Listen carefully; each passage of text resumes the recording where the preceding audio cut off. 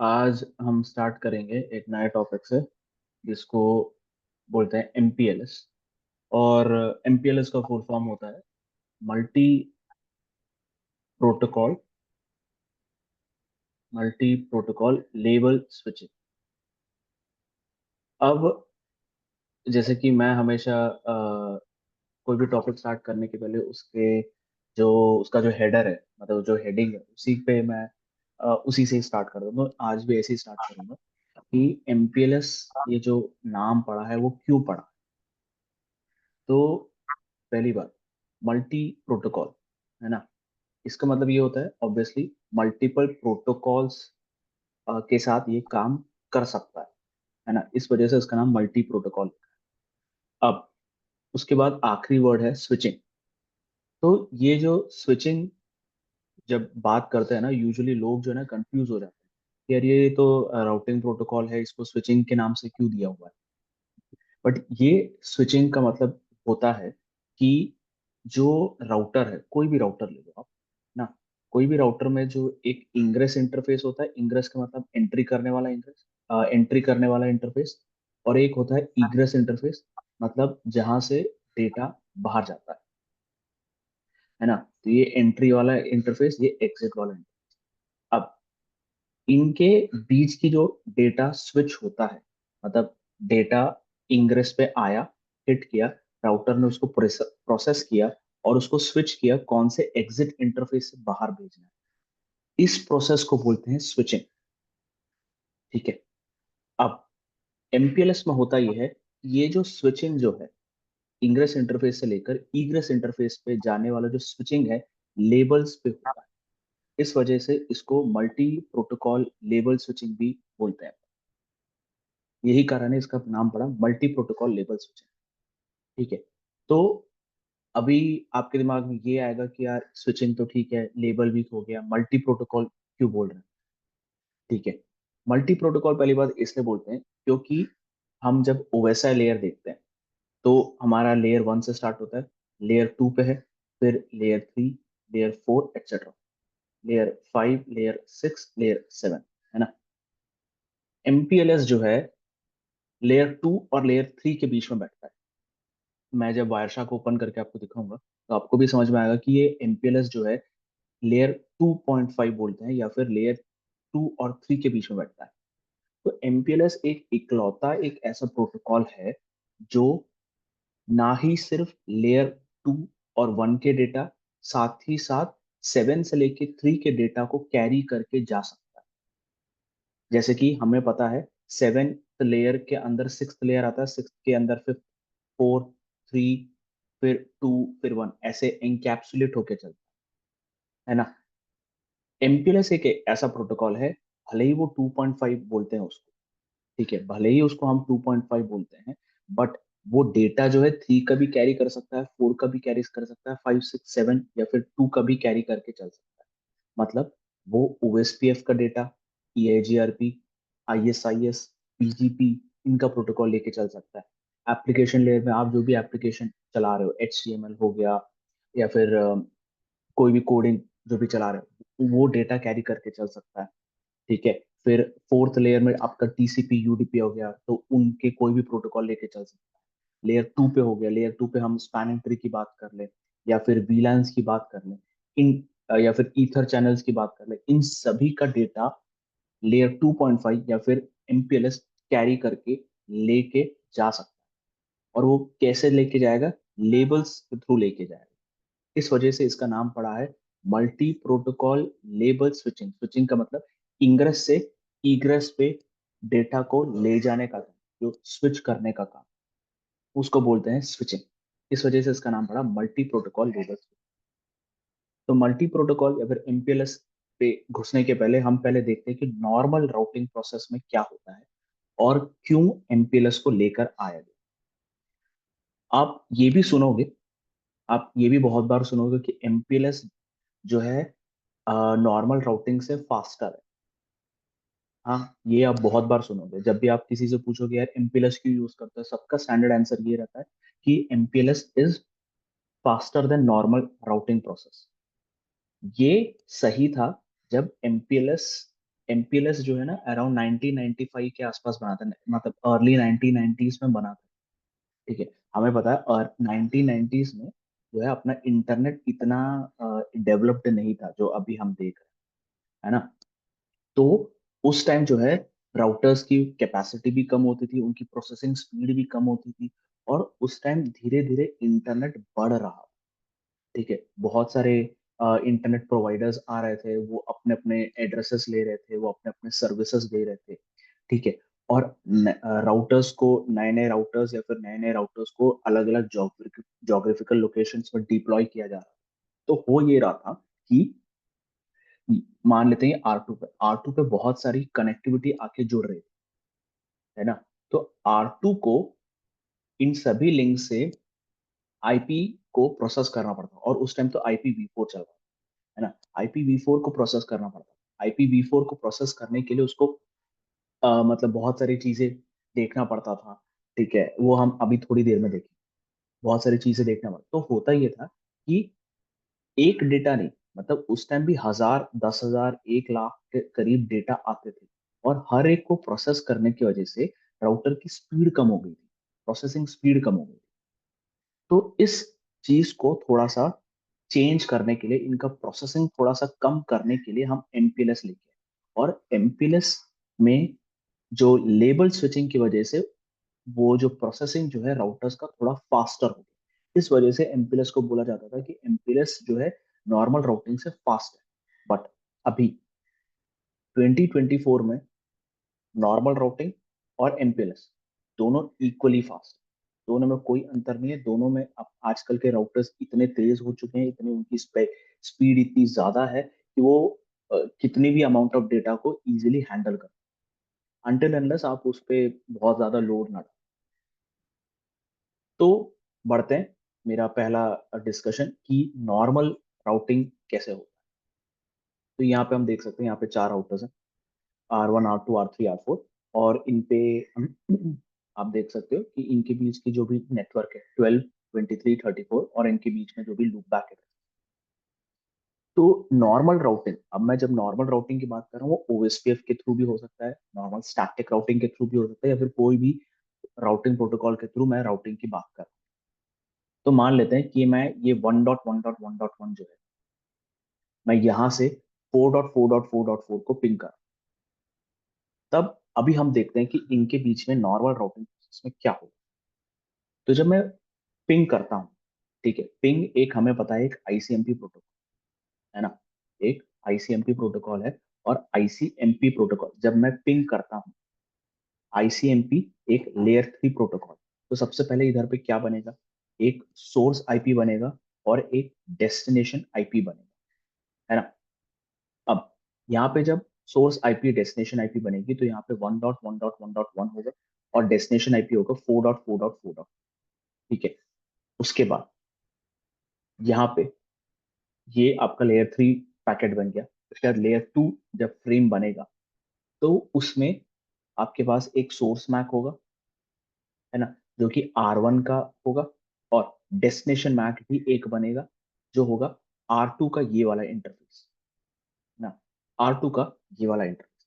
अब ये कैसे पता करते हैं, है ना। ऑब्वियसली जैसे मैंने बताया था कि मैं नॉर्मल राउटिंग की बात कर रहा हूँ, तो R1 को तो पता ही है कि अगर 4.4.4.4 जाना है तो उसका नेक्स्ट हॉप आईपी क्या होगा और उसका एग्जिट इंटरफेस क्या होगा, है ना।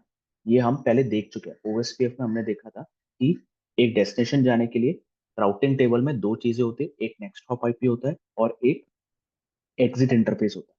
तो एग्जिट इंटरफेस से एग्जिट इंटरफेस से उसको सोर्स मैक पता पड़ जाता है। और नेक्स्ट हॉप आईपी, ये जो नेक्स्ट हॉप आईपी है, राउटर जो है अपने मैक एड्रेस टेबल में, सॉरी मैक एड्रेस नहीं,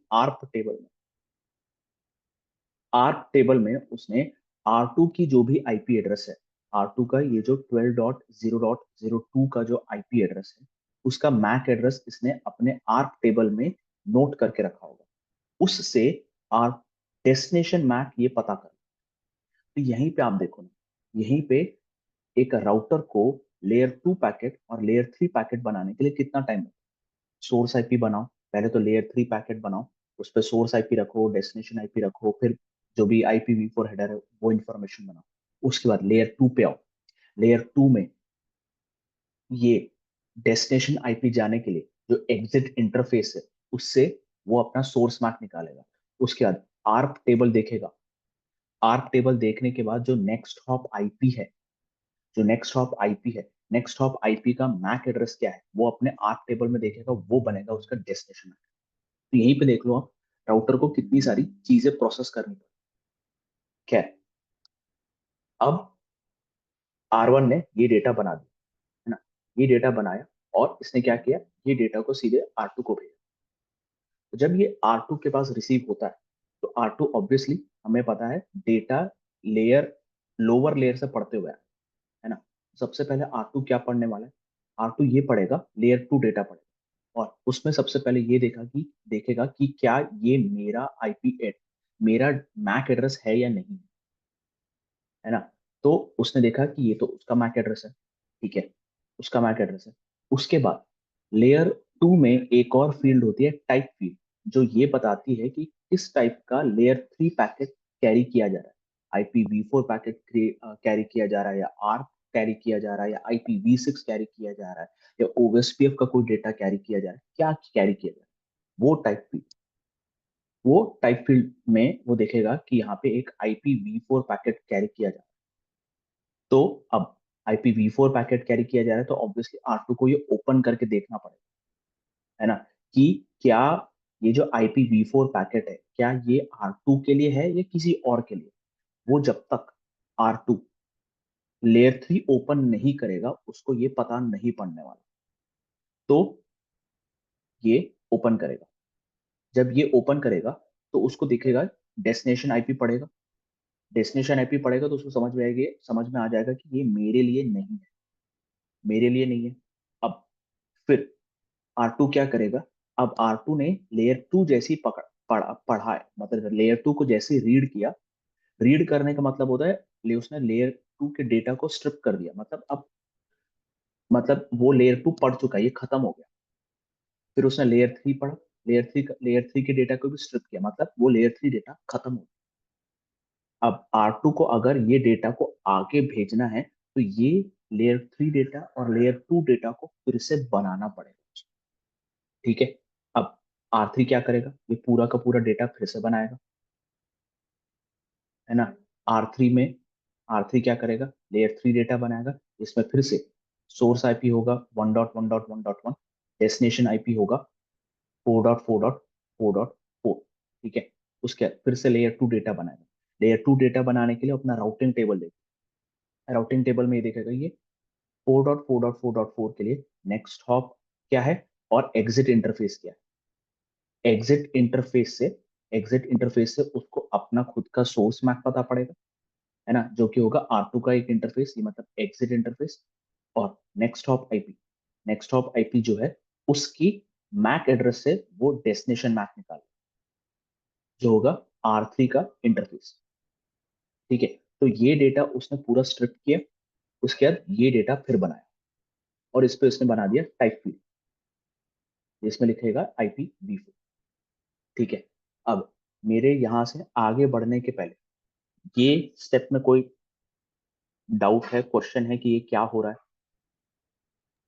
क्लियर है ये। क्लियर है अभिषेक भाई।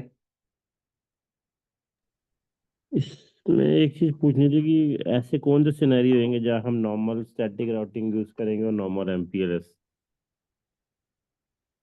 स्टैटिक राउटिंग आप हमेशा वहां यूज करोगे जब आपके पास बहुत कम राउटर्स हो, ठीक है। हम्म। जैसे कि 5 राउटर हो गए, या फिर आप श्योर हो कि क्या बोलते हैं, इनमें ये 5 राउटर्स ही हैं और इन 5 राउटर्स के बीच की राउटिंग में ही आपको काम चलाना है, ठीक है। पहला इंस्टेंस। दूसरा इंस्टेंस स्टैटिक राउटिंग, आप कहा स्टैटिक राउटिंग का मतलब क्या होता है। स्टैटिक राउटिंग आप मैनुअली उस राउटर का राउटिंग टेबल क्रिएट कर।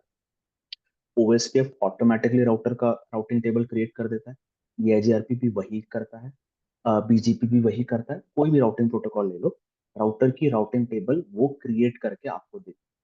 स्टैटिक राउटिंग में हमें बनाना पड़ता है, ठीक है। तो स्टैटिक राउटिंग में ये एक मैंने इंस्टेंस दे दिया जहाँ पे 5 राउटर, आपको पता है कि ये 5 राउटर, ये जैसे कि ये डायग्राम है, ये 4 राउटर है, ये 4 राउटर के बीच में मेरे को राउटिंग क्रिएट करना है, तो मैं बता सकता हूँ। R1 पे मैं जाऊंगा, बोलूंगा कि भाई आईपी राउट, आईपी राउट 4.4.4.4 जो है उसका डेस्टिनेशन आईपी है, डेस्टिनेशन नेटवर्क है, और इसका मास्क /32 मास्क जो है, इसके लिए नेक्स्ट हॉप आईपी क्या होगा? इधर मैं नेक्स्ट हॉप आईपी से स्टैटिक राउटिंग कर सकता हूँ या exit interface. Next hop IP डाल रहा हूँ तो 12.0.0.2 डालूंगा जो कि होगा ये वाला इंटरफेस, या फिर एग्जिट इंटरफेस डालता हूँ। एग्जिट इंटरफेस डालूंगा तो ये जो भी इंटरफेस है ना, मान लेता हूँ फास्ट इथरनेट 0/0, ये है अपना स्टैटिक राउटिंग। ये एक इंस्टेंस। दूसरा इंस्टेंस जहां मैं स्टैटिक राउटिंग करता हूँ, मैं स्टैटिक राउटिंग हमेशा वहां बनाता हूँ जब मेरे को डिफॉल्ट राउट बनाना है ना। डिफॉल्ट राउट मतलब 0.0.0.0/0, मतलब अगर राउटर के राउटिंग टेबल में, जैसे मान लेते हैं एक आईपी एड्रेस आया 172.17.2.1, ऐसा कुछ एक आईपी एड्रेस आया, डेटा आया, जिसमें डेस्टिनेशन आईपी ये है। राउटर के राउटिंग टेबल में ये वाला आईपी एड्रेस नहीं है। यूजुअली राउटर क्या करेगा, अगर उसके डेस्टिनेशन आईपी में ये वाला आईपी एड्रेस नहीं है, तो वो बेसिकली पैकेट को ड्रॉप कर देगा। ठीक है। अब दुनिया में इतनी सारी आईपी एड्रेसेस हैं, जरूरी नहीं है कि राउटर के पास सभी की इंफॉर्मेशन। तो अगर उसको कोई एक आईपी एड्रेस उसके राउटिंग टेबल से मिला हुआ नहीं दिखा, तो वो क्या करेगा, ये डिफॉल्ट राउट को पकड़ेगा, और हमें डिफॉल्ट राउट स्टैटिकली देना पड़ता है, जहां पे मैं लिखता हूँ आईपी राउट 0.0.0.0, उसका एड्रेस मास्क भी 0.0.0.0, फिर इधर एग्जिट इंटरफेस या फिर नेक्स्ट हॉप आईपी बनाकर मैं कर देता हूँ। इससे होगा ये कि अगर उसके पास अननोन आईपी एड्रेस का कोई डेटा आता है, तो वो ये एग्जिट इंटरफेस या फिर इस नेक्स्ट हॉप आईपी को वो डेटा फॉरवर्ड कर देगा। यही दो चीजें हैं जहां आप स्टैटिक राउटिंग यूज करते हैं। एमपीएलएस, ये जो मैं एमपीएलएस आपको बता रहा हूँ वो ट्रेडिशनल एमपीएलएस है, जो कि 1990s में बना हुआ एमपीएलएस की बात कर रहा हूँ। आजकल एमपीएलएस जो है, जैसे मैंने बताया कि एमपीएलएस और नॉर्मल राउटिंग इक्वली फास्ट हो चुके हैं, तो आजकल एमपीएलएस जो है वो, जैसे मैंने बताया, एमपीएलएस जो है बहुत सारे डेटा को कैरी कर सकता है, अलग अलग प्रोटोकॉल के डेटा को कैरी कर सकता है। लेयर 2 के डेटा को कैरी कर सकता है, लेयर 3, लेयर 4, लेयर 5। तो आप बीजीपी को एमपीएलएस के साथ इंटीग्रेट कर सकते हो, ओएसपीएफ को एमपीएलएस के साथ इंटीग्रेट कर सकते हो, स्पैन एंड ड्रिल प्रोटोकॉल को ओएसपीएफ के साथ इंटीग्रेट कर सकते हो। तो सेगमेंट राउटिंग को आप ओएसपीएफ के एमपीएलएस के साथ इंटीग्रेट कर सकते हो। तो होगा ये कि आप ओएसपीएफ को आईपीवी4 के बजाय आप एमपीएलएस के थ्रू भी कैरी करके ले जा सकते हो, तो वहां पे आपका आईपीवी4 का काम हट जाता है। ये सब कुछ रियल टाइम चीजें हैं जहाँ पे आप एमपीएलएस यूज कर सकते हैं। और जहां ठीक। पे आप बीजीपी, अब जहां पे आप बीजीपी और एमपीएलएस की बात करते हो, तो वहां पे अपना L3 VPN आ जाता है ऐसा। ऐसा भी कुछ है कि मैं एमपीएलएस वही यूज करूंगा जहाँ मेरे डिफरेंट ऑपरेटर्स हो सिर्फ? नहीं, जरूरी नहीं है। अच्छा। जरूरी नहीं है आपके पास, सेम ऑपरेटर में भी आप यूज कर सकते हो। वो मैं आपको बताऊंगा जब अपन L3 VPN पढ़ेंगे ना, तो आपको समझ में आएगा। ठीक। ठीक है। अब ये डेटा R2 पे आ गया था, R2 ने ये डेटा क्रिएट किया और इसने R3 को भेजा, है ना। R3 भी यही सेम चीज करेगा। R3 सबसे पहले क्या करेगा, अपना लेयर 2 डेटा पढ़ेगा, लेयर 2 में देखेगा क्या उसका मैक एड्रेस है। जब R3 को दिखेगा कि हाँ उसका मैक एड्रेस है, फिर वो देखेगा कि ये तो IPv4 कैरी कर रहा है। IPv4 कैरी कर रहा है मतलब उसको वो डेटा ओपन करके देखना पड़ेगा। तो लेयर 2 स्ट्रिप हो गया। उसके बाद लेयर 3 उसने ओपन करके देखा, तो देखा कि यार ये तो 4.4.4.4 के लिए, मेरे लिए नहीं है। तो फिर अब R3 बैठ के फिर से पूरा डेटा क्रिएट करेगा, लेयर 3 डेटा क्रिएट करेगा।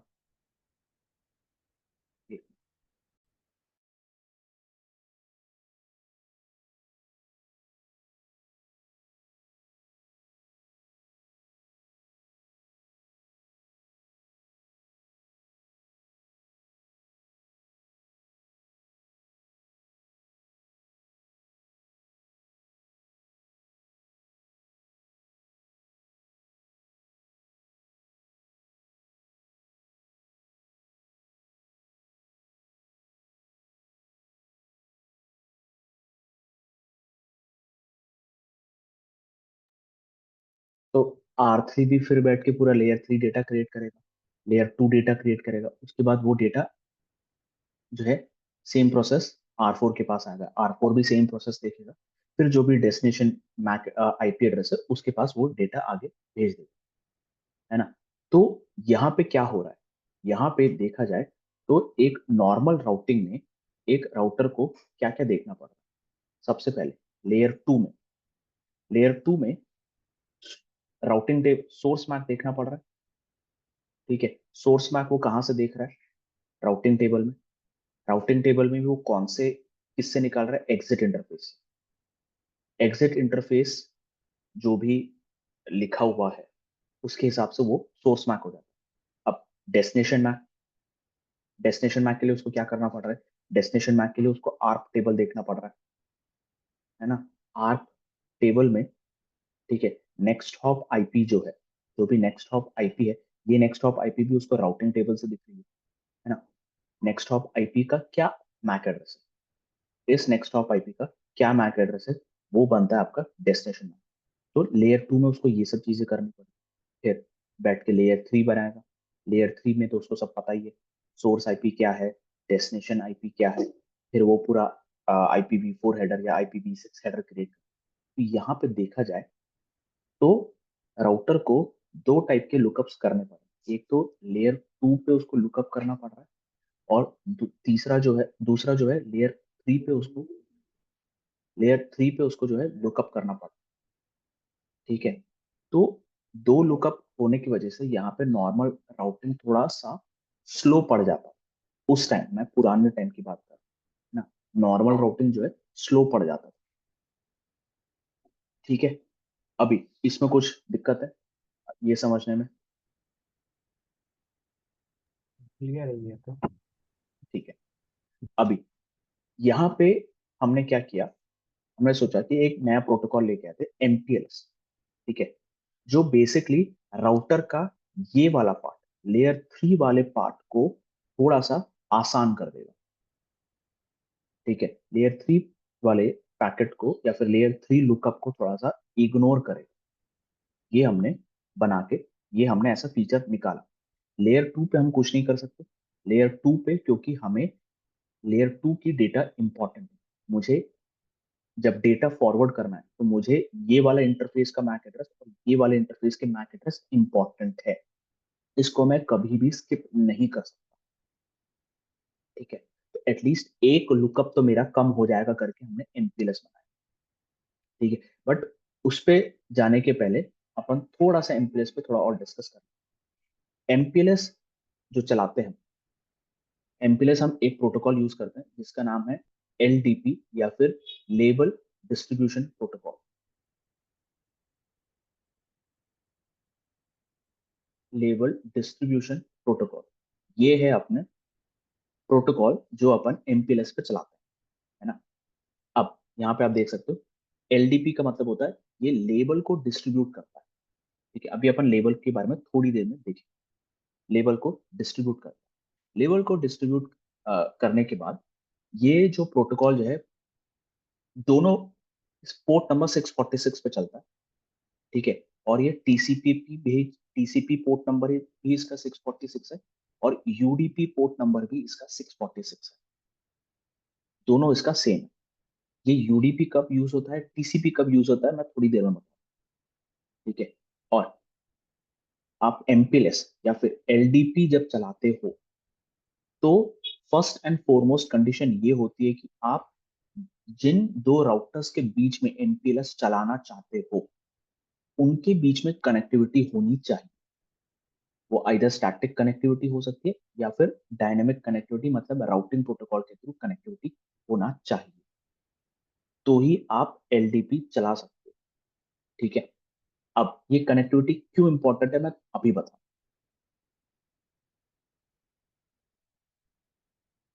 अब मान लेते हैं ये चार राउटर्स है, ये चार राउटर्स है। ठीक है, अब ये चार राउटर्स है, चार राउटर्स पे आप देख सकते हो ये मैंने लूपबैक्स ऐसे लिख के रखे। तो ये चार राउटर्स इन लूपबैक से सब डायरेक्टली कनेक्टेड है।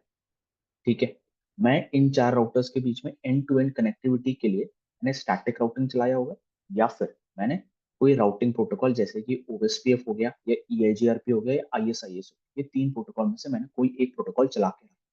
ये मेरा एजम्पशन है। ठीक है। अब ओएसपीएफ मान के चलते हैं, मैंने इन चार राउटर्स के बीच में ओएसपीएफ चला के रखा। तो आर वन के राउटिंग टेबल में 1.1.1.1 की इंफॉर्मेशन, 2.2.2.2 की इंफॉर्मेशन होगी, 3.3.3 की इंफॉर्मेशन होगी, 4.4.4.4 की इंफॉर्मेशन। ठीक है। अब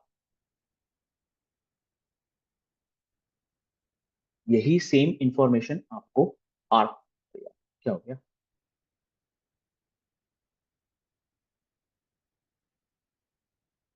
यही सेम इंफॉर्मेशन आपको R2 के राउटिंग टेबल में भी दिखेगी, है ना। आर R3 के राउटिंग टेबल में दिखेगी, R4 के राउटिंग टेबल में भी यही सेम इंफॉर्मेशन आपको दिखेगी। ठीक है। ये कुछ किसी को मतलब इसमें समझने में कुछ दिक्कत आई, ये क्यों हो रहा है? क्लियर है। है ना। क्योंकि हमने ओएसपीएफ चला के रखा है, तो ऑब्वियस ओएस कोई भी राउटिंग प्रोटोकॉल ले लो, ठीक है, कोई भी राउटिंग प्रोटोकॉल ले लो, उन सभी के बीच में एक ही राउटिंग टेबल चलने वाला है जब आप राउटिंग प्रोटोकॉल से इनके बीच में एंड टू एंड कनेक्टिविटी लेके आओ। ठीक है। अब मैंने इन सभी राउटर्स में एलडीपी चलाई। एलडीपी कैसे चलाते हैं, क्या चलाते हैं, ये मैं कल प्रैक्टिकल करते टाइम दिखाऊंगा, बट एलडीपी मैंने इनके बीच में चलाई। ठीक है। और एलडीपी चलाने के पहले होगा ये बेसिकली हर राउटर का फिब होता है ना। हम इतने दिनों से जब भी हम बीजीपी देख रहे हैं, ईआईजीआरपी देख रहे हैं, ओएसपीएफ देख रहे हैं, तो उसमें हमने देखा था एक रिब होता है। जब हम show IP show IP route के बाद मैं कोई भी प्रोटोकॉल चला दूं, बीजीपी चलाऊं या ओएसपीएफ चलाऊं, यहाँ पे ओएसपीएफ की बात करें, ओएसपीएफ, इससे मुझे ओएसपीएफ से मिले हुए नेटवर्क इंफॉर्मेशन पता पड़ता है। तो ये बेसिकली ओएसपीएफ का रिब है। ठीक है। उसके बाद मैं फिर शो आईपी राउट चलाता हूँ, सिर्फ शो आईपी राउट। तो इससे मुझे फिब पता पड़ता है, मतलब जो भी बेस्ट बेस्ट नेटवर्क है, बेस्ट उस नेटवर्क को पहुंचने के लिए जो भी बेस्ट पाथ है, वो मुझे फिब में दिखता है।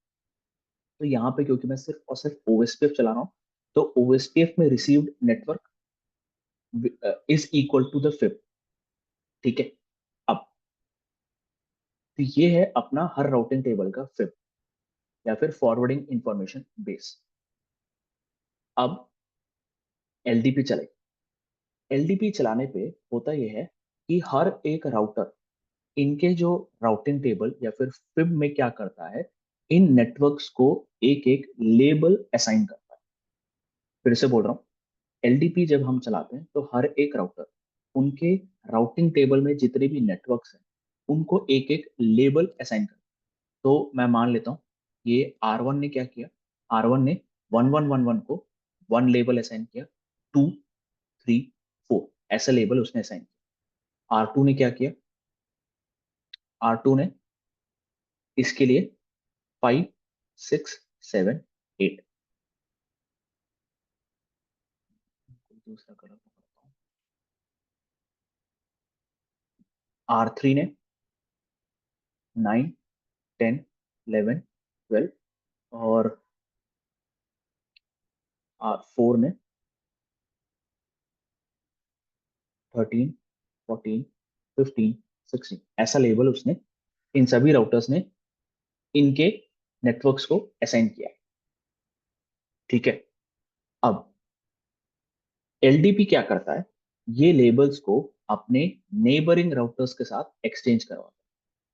ठीक है। नेबरिंग राउटर्स का मतलब R1 जो है ये लेबल्स अपने असाइन किए हुए लेबल्स R2 के साथ एक्सचेंज करेगा, R2 वो लेबल्स R1 अपने लेबल्स R2 के साथ एक्सचेंज करेगा, R2 उसके खुद के लेबल्स R1 के साथ एक्सचेंज करेगा। सिमिलरली R2 एक्सचेंज करेगा सर, R3 भी एक्सचेंज करेगा, R3 उसके लेबल्स R2 के साथ, R4 उसके लेबल्स R3 के साथ।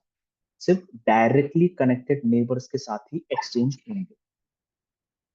सिर्फ डायरेक्टली कनेक्टेड नेबर्स के साथ ही एक्सचेंज होगी। R1 अपने लेबल्स R3 या R4 के साथ एक्सचेंज नहीं कर, R1 अपने लेबल्स सिर्फ और सिर्फ R2 के साथ एक्सचेंज कर रहा है। सिमिलरली R2 अपने लेबल्स उससे डायरेक्टली कनेक्टेड जो है, जो कि है R2 से डायरेक्टली कनेक्टेड R3 है और R1 है, सिर्फ उनके साथ अपने लेबल्स एक्सचेंज करेगा। ठीक है, तो अभी हम यहाँ पे ड्रॉ करते हैं। तो R2 से मिले हुए लेबल्स, ठीक है, उसी नेटवर्क के लिए यहाँ पे 5 6 7 8 हो जाएगा, है ना। और यहाँ पे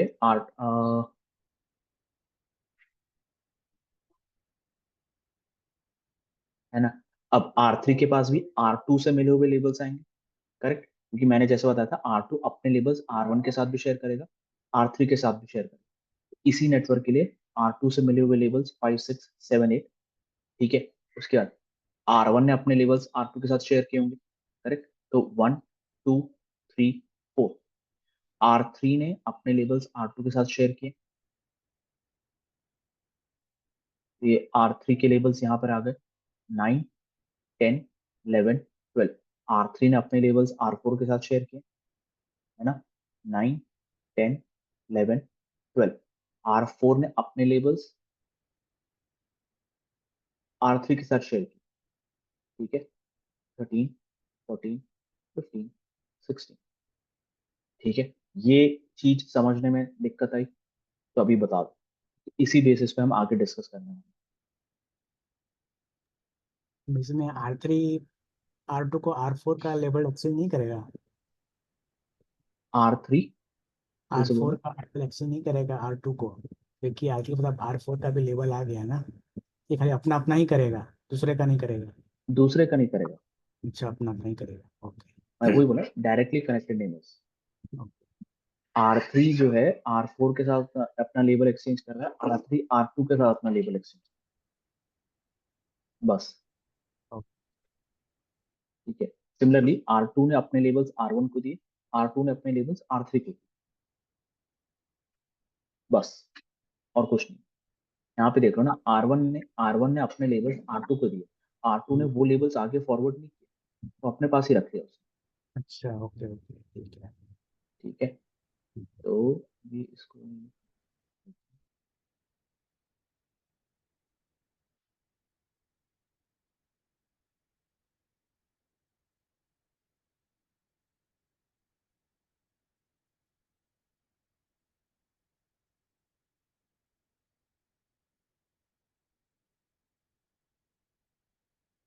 ठीक है।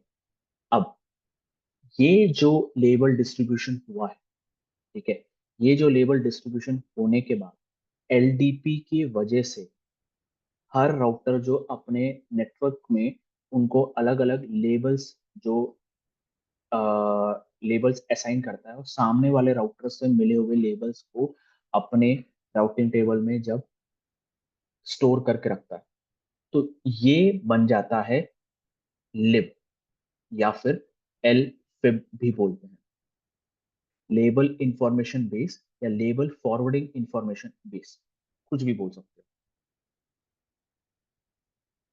Label information base.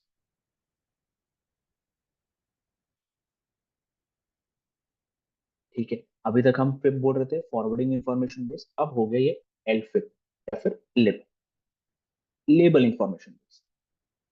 ठीक है, अब देखते हैं यहाँ पे ये अब कैसे काम करता है। मैंने पिंग किया 4.4.4.4 को, ठीक है, मैंने यहाँ पे पिंग किया 4.4.4.4 को, R1 पे है, ठीक है। R1 ये देखेगा अपने, ठीक है, R1 ये देखेगा कि अपने लेबल इंफॉर्मेशन बेस, अपने लेबल इंफॉर्मेशन बेस में वो ये देखेगा कि 4.4.4.4 के लिए, ठीक है, 4.4.4.4 उसको रीच करना है, ठीक है, तो उसके लिए नेक्स्ट हॉप तो R2 है, ठीक है। अभी नेक्स्ट हॉप कैसे देख रहा है, क्या देख रहा है, ये सब मैं आपको कल समझाऊंगा, बट अभी फिलहाल ये समझो कि क्या हो रहा है। 4.4.4.4 उसके लिए उसका जो नेक्स्ट हॉप आईपी है 8 है। तो अब ये जो पिंग या फिर आईसीएमपी पैकेट है आर R1 क्या करेगा, उस पे एक लेबल लगा देगा 8 का, ठीक है, 8 का लेबल लगाएगा और ये लेबल वो R2 को फॉरवर्ड कर देगा, ठीक है। अब R2 जब ये लेबल रिसीव करेगा, R2 ने ये देखा कि यार उसके पास एक लेबल लगकर आया है जिसमें एक डेटा आया है जिसमें लेबल लगा है 8, ठीक है। अब वो अपने अपने लेबल इंफॉर्मेशन बेस में देखा कि ये लेबल किस नेटवर्क को करस्पॉन्ड करता है, वो है 4.4.4.4, और 4.4.4.4 को रीच करने के लिए उसका नेक्स्ट हॉप है R3, और R3 ने बोला है कि 4.4.4.4 के लिए वो 12 वाला लेबल लगा के भेजे, ठीक है। अब R2 क्या करेगा, इस लेबल को 8 से, सॉरी 12 से रिप्लेस कर देगा, ठीक है, 12 से इसको रिप्लेस करेगा, और फिर ये डेटा अब आगे R3 के पास जाएगा। अब R3 जब ये रिसीव करता है, R3 देखेगा कि उसके पास एक डेटा आया है जिसमें लेबल लगा है 12 का। उसके लेबल इंफॉर्मेशन बेस के हिसाब से ये 12 नेटवर्क जो है, 12 लेबल जो है 4444 को करस्पॉन्ड करता है। 4444 को रीच करने के लिए उसका नेक्स्ट हॉप है R4। R4 ने क्या बोला है, R4 ने ये बोला है कि भाई 16 लेबल लगा के भेजो। अब R3 क्या करेगा, 12 लेबल को 16 के साथ रिप्लेस कर देगा यहाँ पे, और फिर ये डेटा R4 के पास जाएगा, ठीक है। R4 फिर ये देखेगा कि उसके पास एक लेबल आया है जिसमें लेबल लगा है 16। ये 16 लेबल जो है उसके इंफॉर्मेशन बेस लिब के हिसाब से कौन से नेटवर्क को करस्पॉन्ड करता है, वो है 4444, और ये डेटा फिर R4 जो है 4444 को आगे फॉरवर्ड कर देगा।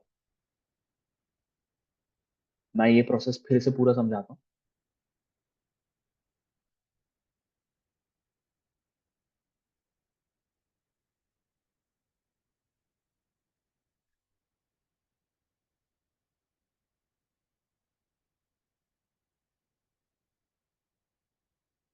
हमने पिंग किया 4444 को, तो R1 क्या करेगा, मैं पहले तो ये बता दूं।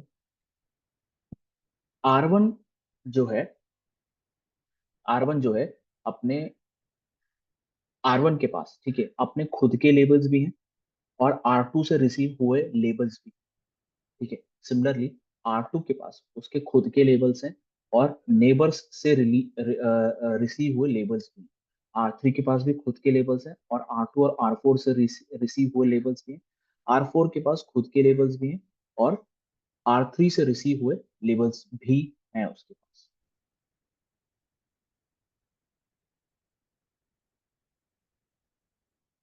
है ना।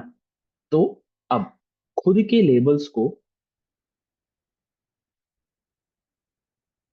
खुद के लेबल्स को हम क्या बोलते हैं, हम बोलते हैं लोकल लेबल्स, ठीक है, लोकल लेबल्स, ठीक है। और दूसरे से मिले हुए लेबल्स को, मतलब अपने नेबर्स से मिले हुए लेबल्स को हम बोलते हैं रिमोट लेबल्स, रिमोट लेबल्स, है ना। तो लोकल लेबल जो हमने असाइन किया है, जो एक पर्टिकुलर राउटर ने उसके नेटवर्क्स को असाइन किए लेबल्स को, वो लोकल लेबल बोलता है। और कोई दूसरे राउटर से मिले हुए लेबल्स उसी नेटवर्क के लिए, वो उसको रिमोट लेबल बोलता है, ठीक है। अब यहाँ पे हमने पिंग किया 4.4.4.4, तो R1 क्या देखेगा, ये डेस्टिनेशन आईपी के लिए उसको रिमोट लेबल क्या है, नेक्स्ट हॉप आईपी से जो रिमोट लेबल मिला है जो कि है 8। अब R1 क्या करेगा, इस आईसीएमपी जो पिंग है, ठीक है, पिंग तो उसने क्रिएट किया, बट उसके सामने वो लगा देगा एक 8 का लेबल, यहाँ पे एक 8 का लेबल लगाएगा और इसको आगे फॉरवर्ड कर देगा। तो R2 देखेगा, मुझे उसको एक डेटा आया है जिसमें लेबल लगकर आ रहा है 8 का। अब वो 8 उसके लिब में, या फिर लेबल इंफॉर्मेशन बेस में कौन से नेटवर्क से करस्पॉन्ड करता है, वो है 4.4.4. अब 4.4.4.4 को रीच करने के लिए नेक्स्ट हॉप है R3. R3 ने क्या लेबल दिया है? R3 ने बोला कि भाई 12 लेबल दो. तो अब R2 क्या करेगा? 8 लेबल को 12 लेबल के साथ स्विच कर देगा. ठीक है, स्विच करेगा और ये डेटा को R2 जो है R3 के पास भेजेगा. R3 को एक डेटा रिसीव हुआ होगा जिसमें लेबल है 12 का. अब R3 ये देखेगा ये 12 लेबल जो है उसके लिब में कौन से नेटवर्क के साथ करस्पॉन्ड कर रहा है, वो है 4444. और 4444 के लिए है नेक्स्ट, क्या बोलते हैं, नेक्स्ट हॉप राउटर है R4. और R4 ने क्या बोला है? 16 लेबल लगाना. तो अब R3 क्या करेगा? 12 लेबल को 16 लेबल के साथ स्विच करेगा और R3 इस डेटा को आगे R4 की तरफ भेज देगा. R4 को जब ये लेबल रिसीव होगा वो देखेगा 16 करके एक लेबल आया और उसके लिब में 4444 से करस्पॉन्ड कर. और अब R4 जो है 4444 की तरफ वो डेटा आगे भेज देगा. कुछ डाउट इसमें? क्लियर है ये तो। क्लियर है लेबल इंफॉर्मेशन की बेस कैसा काम लेकिन ये इन्फॉर्मेशन एक्स्ट्रा ऐड ही हो रही है, तो फिर फर्क क्या पड़ रहा है नॉर्मल राउटिंग में और इसमें? है? मैं बताऊंगा, मैं जब प्रैक्टिकल करूंगा ना मैं आपको बताऊंगा.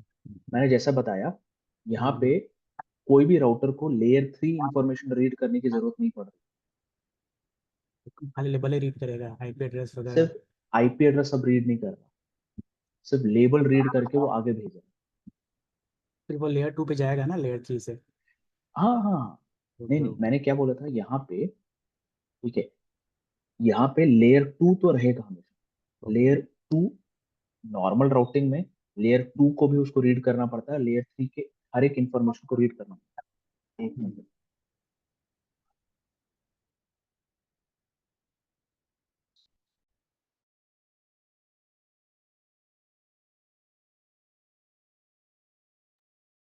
तो मैं ये बोल रहा था कि नॉर्मल राउटिंग में एक राउटर को लेयर 2 डेटा भी पूरा पढ़ना पड़ रहा था, लेयर 3 डेटा भी पढ़ना पड़ रहा था. और लेयर 3 डेटा को पढ़ के उसको रिक्रिएट करने में ज्यादा टाइम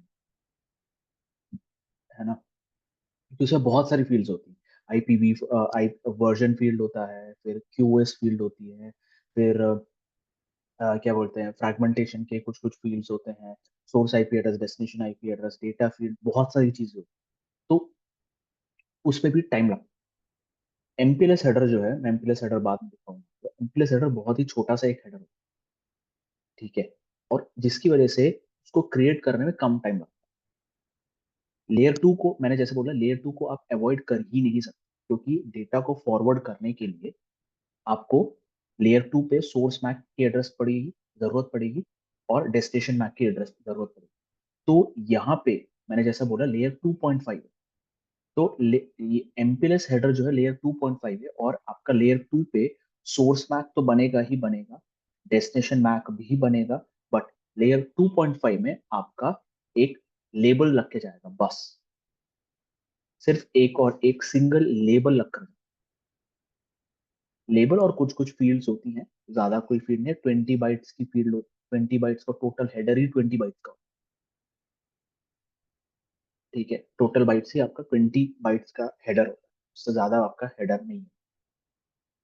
और ये डेटा सीधे आगे जाएगा. तो उसमें होता यह है कि आपका जो प्रोसेसिंग है, लेबल को क्रिएट करना, डिस्ट्रॉय करना, सॉरी, पहले तो रीड करके डिस्ट्रॉय करो, फिर क्रिएट करके उसको एनवलप करो, ये सब टाइम आपका बच जाता है इस वजह से.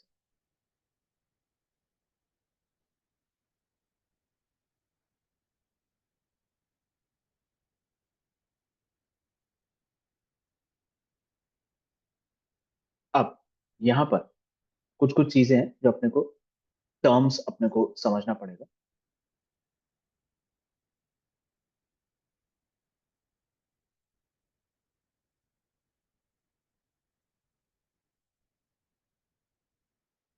तो यहाँ पे R1, ठीक है, R1 जिसने ठीक है, R1 और R4, ठीक है, ये दोनों को हम बोलते हैं LER, ठीक है, LER।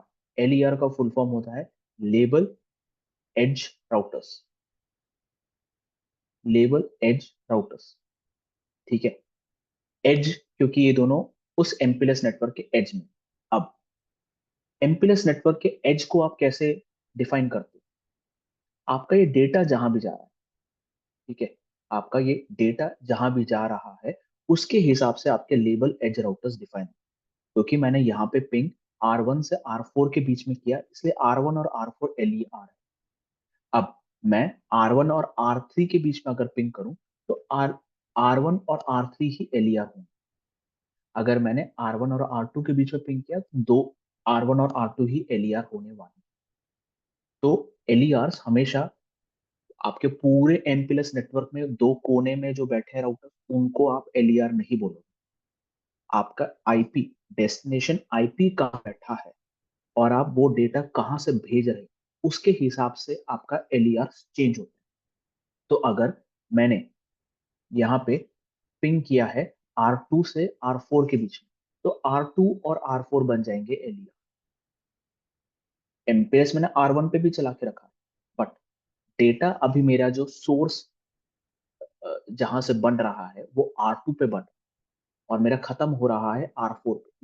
ये दोनों राउटर्स बन जाएंगे LER, ठीक है। लोगों को बहुत कंफ्यूजन होता है, मतलब पूछते हैं कि बड़ा सा एक नेटवर्क दिखा देंगे और इसमें LER बना, तो बंदे जो है नेटवर्क में दो कोने में जो राउटर्स पड़े हैं उनको बोल देंगे LER। नहीं, ऐसा नहीं है। आपका जहां से सोर्स आ रहा है और आपका जो डेस्टिनेशन है, वो दो राउटर्स बनते हैं आपके LER, ठीक है। तो इस डायग्राम के हिसाब से हमने पिंग किया था R1 से, तो R1 बन गया अपना LER और अपना डेस्टिनेशन था R4 पे, तो R4 भी बन गया अपना LER। उसके बाद ये R2 और R3 को हम बोलते हैं LSR, label switched routers, label switched router. मतलब ये लेबल को स्विच कर रहे हैं। R2 पे आप देखोगे उसको एक लेबल मिला, उसको एक लेबल मिला, उसको उसने स्विच किया। R3 ने भी यही किया, R3 को एक लेबल मिला, R3 ने उस लेबल को दूसरे लेबल के साथ स्विच किया। तो इस वजह से इन R2 और R3 को हम बोलते हैं LSR, label switch routers, label switch routers, ठीक है। अब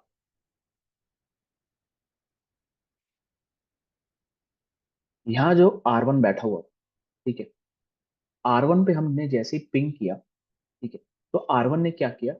R1 ने डेस्टिनेशन आईपी देखा, डेस्टिनेशन आईपी के हिसाब से उसने उस आईसीएमपी पैकेट पे एक लेबल लगाया, ठीक है।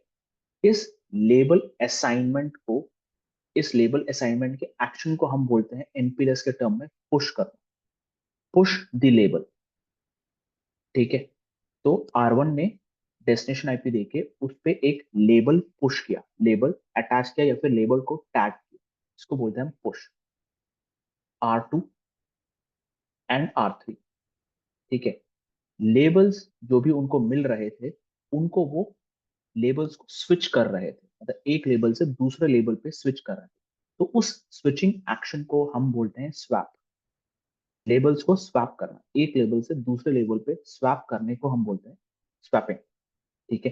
फिर R4 जो डेस्टिनेशन राउटर था, ठीक है, उसने डेस्टिनेशन आईपी, सॉरी, उसने लेबल देखा, ठीक है, लेबल देखा, फिर उसको ये समझ में आया कि ये जो लेबल पे जो लेबल लगकर आ रहा है वो मेरे से जुड़े हुए नेटवर्क के लिए ही है, ठीक है, मेरे से जुड़े हुए नेटवर्क के लिए ही है। तो R4 क्या करता है? R4 उस लेबल को हटाता है, तो या हटाता है या फिर रिमूव करता है, तो उस रिमूव करने के एक्शन को हम बोलते हैं पॉप कर। तो label assignment is called as push, label switching is called as swap, and label removal is called as pop, push swap pop। तो यहाँ पे R1 ने यहाँ पे पुश किया लेबल को, R2 और R3 ने दोनों जब भी उनके पास लेबल आए तो उसको स्वैप किया, और R4 ने उस लेबल को आगे बढ़ा भेजने के पहले पॉप, पुश स्वैप पॉप। ठीक है, इसमें कुछ डाउट? ये है। ठीक है।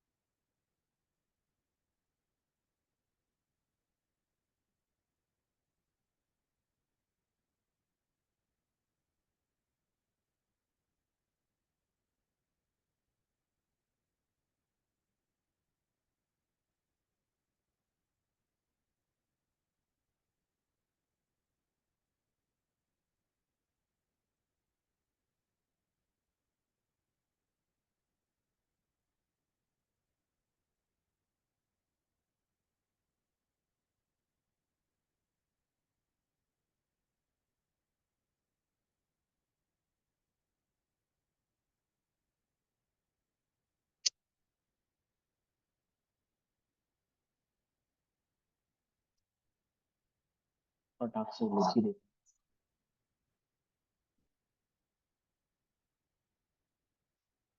2 3 4। R3 के लेबल्स थे 9 10 12, और R4 के लेबल्स हैं 13 14 15 16।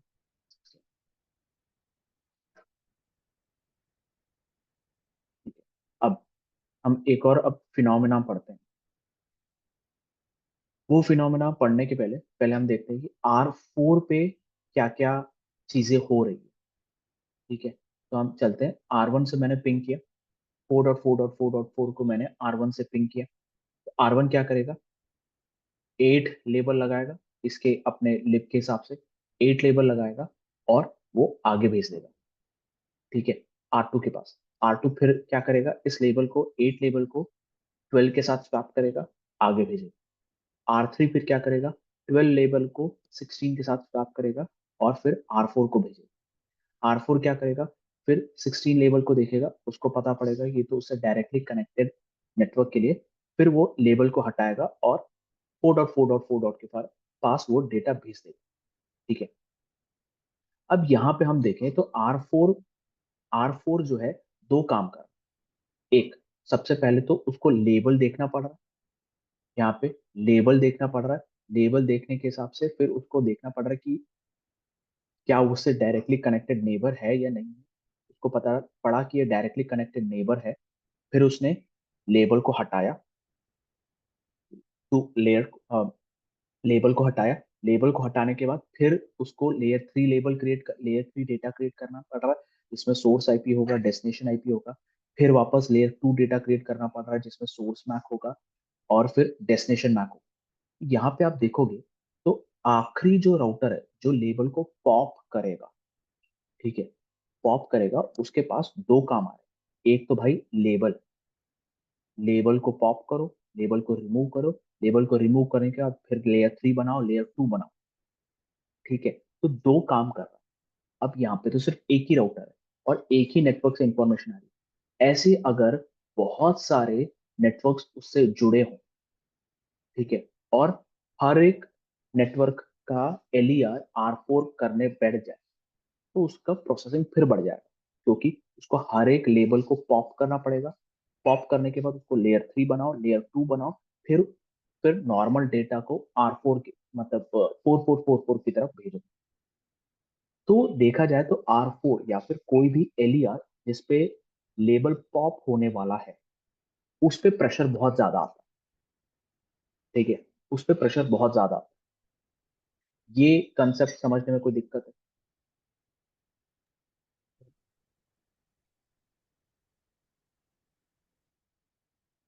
ठीक है।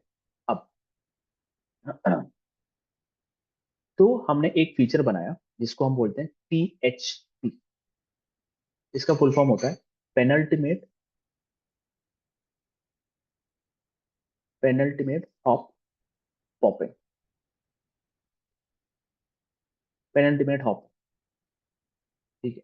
पेनल्टीमेट हॉप पॉपिंग का मतलब होता है, penultimate it's a very general English term. Penultimate का मतलब होता है आखिरी से एक पहले वाला, या फिर हम इंडियन इंग्लिश में बोले तो सेकेंड लास्ट। ठीक है, सेकेंड लास्ट या सेकेंड टू लास्ट, इसको बोलते हैं हम पेनल्टीमेट। तो हमने ये बोला कि अल्टीमेट राउटर या फिर लास्ट राउटर पे हम पॉपिंग करने के बजाय हम R3 पे क्यों ना वो लेबल पॉप कर। हमने बोला कि R3 पे हम क्यों ना वो लेबल पॉप कर, और R3 नॉर्मल डेटा R4 को भेजे, ताकि R4 पे ये लेबल पॉपिंग वाला काम, उसके बाद वो लेयर 2 रीड करे, फिर लेयर 3 रीड करे, फिर वापस लेयर 3 बनाए, लेयर 2 बनाए, ये सब काम R4 पे ना आए। ठीक है, तो हमने पेनल्टीमेट हॉप पॉपिंग वाला फीचर बनाया। अब पेनल्टीमेट हॉप पॉपिंग करता क्या है? पेनल्टीमेट हॉप पॉपिंग ये करता है कि जितने भी डायरेक्टली कनेक्टेड नेटवर्क्स हैं, कोई भी राउटर से जुड़े हुए डायरेक्टली कनेक्टेड नेबर्स, तो यहाँ पे R1 से जुड़ा हुआ डायरेक्टली कनेक्टेड नेबर नेटवर्क 1 है, ये 2 है, ये 3 है, ये 4 है। इस पे सभी राउटर्स जब LDP चलाते हैं तो अपने से डायरेक्टली कनेक्टेड नेबर्स पे वो एक अलग लेबल लगाते हैं।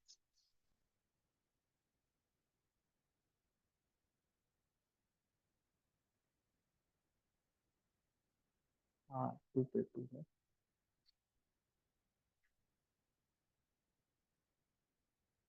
वो एक डिफरेंट लेबल लगाते हैं जिसको हम बोलते हैं इम्प्लिसिट नल लेबल। इम्प्लिसिट नल लेबल बोलते हैं इसको। ठीक है, इम्प्लिसिट नल लेबल जिसकी वैल्यू होती है 3, जिसकी वैल्यू होती है 3। ये डिफाइंड लेबल है, मैं कोई अपने से बना नहीं रहा हूँ। ये खुद उनकी खुद की लेबल है। मैं R1 पे ना थोड़ा सा चेंजेस कर देता हूँ। R1 पे इसको 33 कर। ठीक है, तो R1 ने क्या किया होगा? R1 ने उससे डायरेक्टली कनेक्टेड नेटवर्क के लिए लेबल लगाई होगी 3, तो उसने ये 3 एक्सचेंज किया। R5 ने क्या किया होगा? R5 ने उससे डायरेक्टली कनेक्टेड नेटवर्क के लिए 3 लेबल लगाई, और वही एक्सचेंज उसने R3 के साथ किया होगा।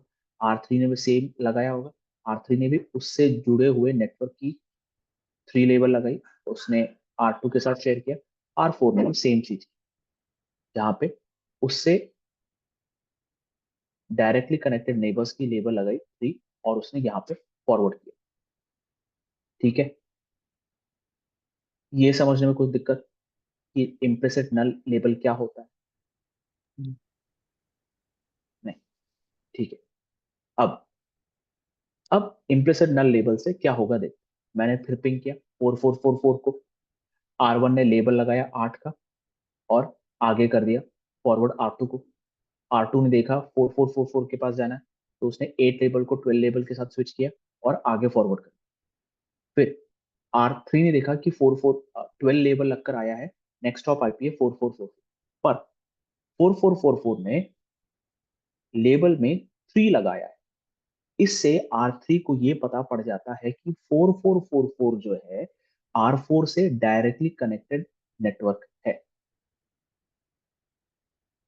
3 लेबल पढ़ते ही नेक्स्ट हॉप आईपी पे जो लेबल जो R3 पढ़ते ही उसको R3 को ये समझ में आ जाता है मुझे अब 3 लेबल नहीं लगाना है। R4 मुझे ये बता रहा है कि 4 नेटवर्क जो है उससे डायरेक्टली कनेक्टेड नेबर है। तब R3 क्या करेगा, R3 3 लेबल लगाने के बजाय या फिर 12 को 3 से स्वैप करने के बजाय R3 ही यहाँ पे लेबल पॉप कर देगा। R3 यहाँ पे लेबल पॉप कर देगा और नॉर्मल IPv4 डेटा फॉरवर्ड करेगा, जहाँ पे लेयर 3 में सोर्स आईपी होगी, डेस्टिनेशन आईपी होगा, डेस्टिनेशन आईपी होगा, फिर वहां पे लेयर 2 पे सोर्स मैक एड्रेस लगा होगा, डेस्टिनेशन मैक एड्रेस लगा होगा, और वो डेटा R4 को फॉरवर्ड। अब R4 को कुछ नहीं करना, R4 को लेयर 2 पढ़ना है, लेयर 3 पढ़ना है, उसको रिक्रिएट करना है और आगे भेजना है। तो ये होता है आपका पेनल्टीमेट हॉप पॉपिंग, जहां पे सेकेंड लास्ट राउटर जो है वो इम्प्लिसिट नल लेबल पढ़ के उसको समझ में आ जाता है कि सामने वाले राउटर से ये नेटवर्क डायरेक्टली कनेक्टेड है, और पेनल्टीमेट राउटर को वो अब लेबल को पॉप करना पड़ेगा। क्लियर? इसको हम बोलते हैं पेनल्टीमेट हॉप पॉप। कुछ डाउट इसमें?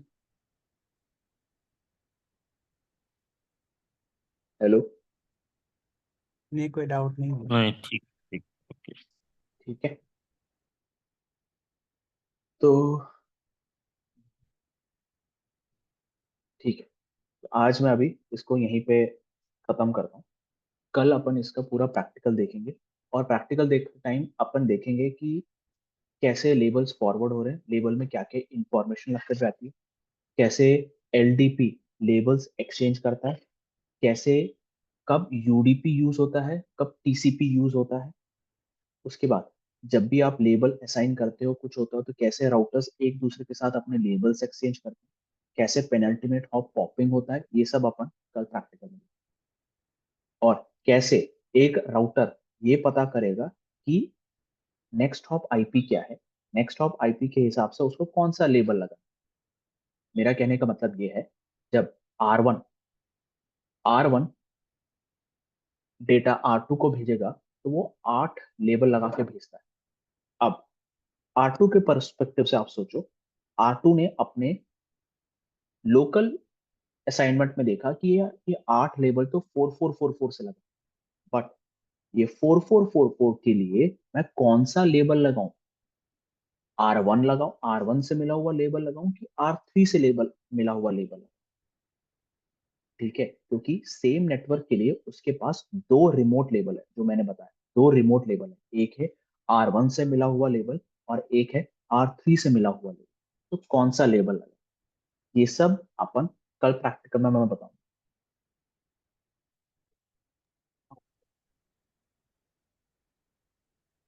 या फिर कल मिलते हैं फिर।